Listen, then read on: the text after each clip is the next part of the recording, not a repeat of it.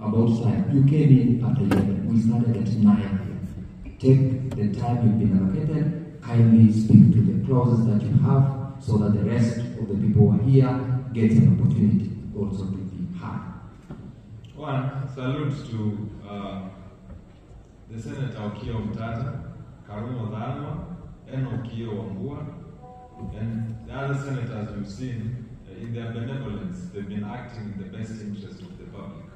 We wish that the National Assembly would learn from these senators and be as vocal about issues that help the rest of the country as these senators are.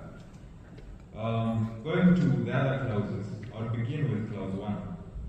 I support the involvement of both houses of parliament in the approval of the extension of a state of emergency, because we do not want a situation where if the president controls the National Assembly, that is what goes.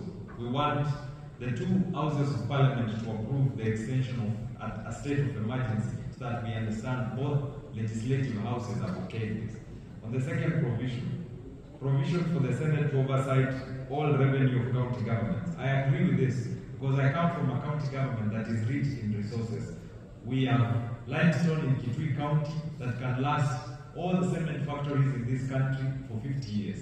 We have the highest deposits of sand in Kitui County. But to this very day, I cannot tell you how much revenue we make from sand harvesting.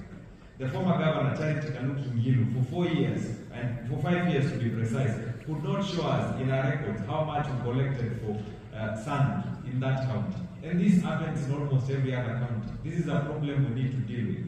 On provision number 5, the provision provision number 16, enhancement of the percentage of the allocation of resources. With me here is a popular initiative that I have drafted.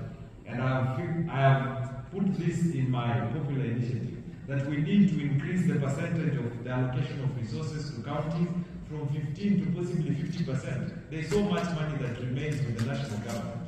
So much money. We would be better off if we gave this money to county governments so that we can devolve these resources close to the 190. On provision number 20, provision to require the approval of both houses to deploy KDF. I was outside the gates of Parliament on June 25th when the youth stormed into Parliament. And I can assure you with no doubt that the KDF were deployed even before the National Assembly sat to deploy the KDF. They drove in 2 trucks.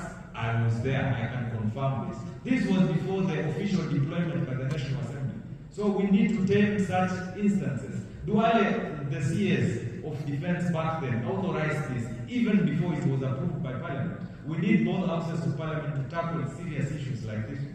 On the provisions, I think we should think, and we should have actually drafted a bill for. Yes, I understand my time is up. 1, we should reduce the term limits to 3 years, not 7. Secondly, we need to oversight commissions like the EACC, the DCI, the DPP, and the Kenya Police, because we've seen the DPP and the DCI withdrawing cases left, right, and center, cases that are public interest to us.